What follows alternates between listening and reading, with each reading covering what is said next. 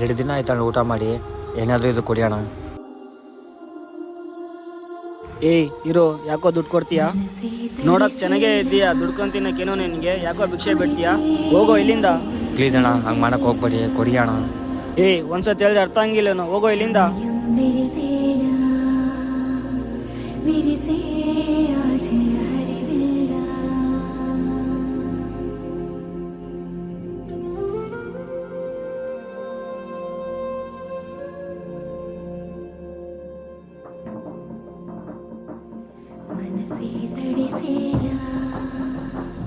ತಗೊಳ್ಳಿ ಅಣ್ಣ, ನೀರು ಕುಡೀರಿ. ಏನಾಯ್ತಣ್ಣ, ಯಾಕೆ ಬಿದ್ದೋಗಿದ್ದೀರಾ ಕೆಳಗೆ? 2 ದಿನ ಆಯ್ತಣ್ಣ ಊಟ ಮಾಡಿ, ಬಿಸಿಲಿಗೆ ತಲೆ ತಿರುಗಿ ಕೆಳಗೆ ಬಿದ್ದಿದ್ದೀನಿ ಅಣ್ಣ. ಹೌದಾ, ಬನ್ನಿ ಅಣ್ಣ, ಮೇಲೆ ಎದ್ದೇಳಿ.